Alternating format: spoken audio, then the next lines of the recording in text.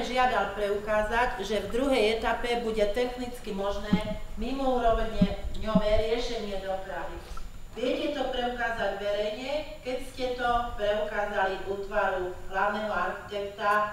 Nie, možno poprosím súčinnosť pána hlavného architekta s navrhovateľom o odpoveď.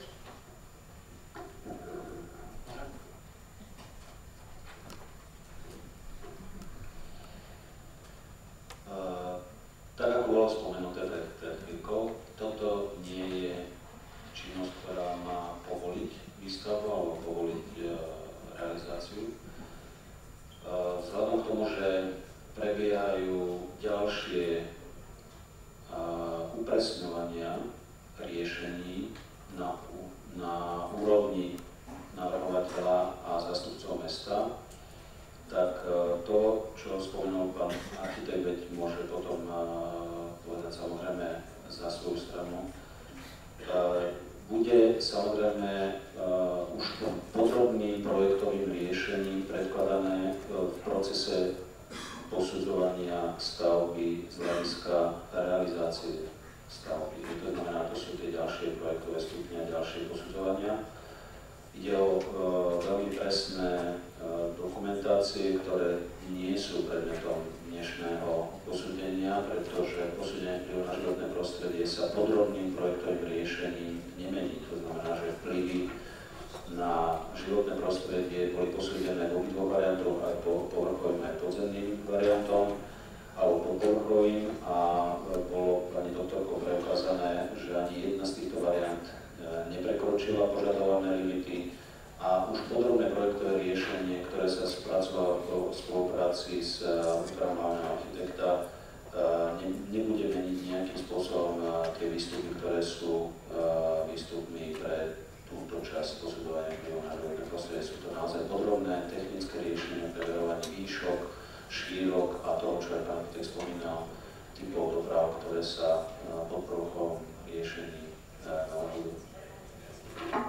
Vážené dámy, vážení páni, keďže ešte máme pred sebou otázočky, ja by som vás, áno, pán architekt, ešte chvíľočku budete doplňať. Ja som vás poprosila v tento moment, keby sme už teda s tými otázočkami prestali, že sme si to nechali na tú druhú časť, na tú diskusiu. Dobre? Pokiaľ ešte niekto samozrejme má, tak poprosím veľmi rýchlo a potom tie vaše názory necháme na diskusiu. Nech sa páči, pán architekt, máte slovo. Ďakujem. Ja by som vám chcel doplniť. Všetci ste boli aj cez médiá oboznámení s tým, že sa spracovala štúdia na dopravnú záťaž na dané územie a že mesto vlastne predĺžilo tú lehotu na vyjadrenie v spolupráci aj s navrhovateľom na vyjadrenie definitívneho riešenia. Počas tohoto času sme práve riešili súlad povrchového aj mimoúrovňového variantu tak, aby mimoúrovňový variant bol vždy možný, a počas tohoto času sa dospelo aj k tomu, že mimoúrovňový variant je variant výsledný, všetci sa o neho, je to variant, ktorým sa ide, a ktorý aj mesto, ale aj navrhovateľ spoločne hľadajú, to už je v tej inej rovine, finančnej prostriedky na jeho realizáciu. Ale ja posudzovala obidva varianty preto, lebo v čase, keď bolo predložené dokumentácia na JAB, boli obidva varianty. Preto aj teraz, keď vidíte tú vizualizáciu, ktorú vidíte hore, už nie je celkom pravdou, pretože sme predložili niektoré požiadavky, o ktorých sme rokovali s riešiteľom, a napríklad aj rozšírenie, vy tam ešte stále vidíte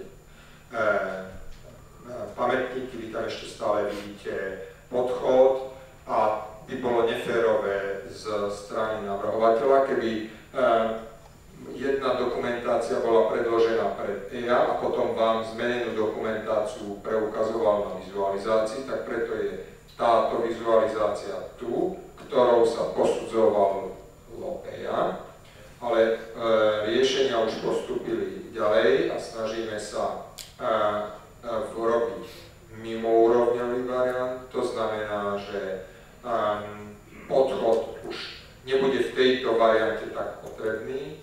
Snažíme sa riešiť práve tie pamätníky a to budeme potom hovoriť ďalej. Ďakujem. Ďakujem. Nadväzujúca otázočka, teda koľko podbudová bude výšková budova? Ja som to nepochopil, ak sa môžem opýtať. Mimoúrovňové sa myslí, že autá pôjdu pod zem, alebo ľudia? Mimoúrovňové sa samozrejme myslí, že v celom priestore preliatia hlavnej ulice do južnej triedy pôjdu autá pod zem a pešiak pôjde po povrchu. Ďakujem.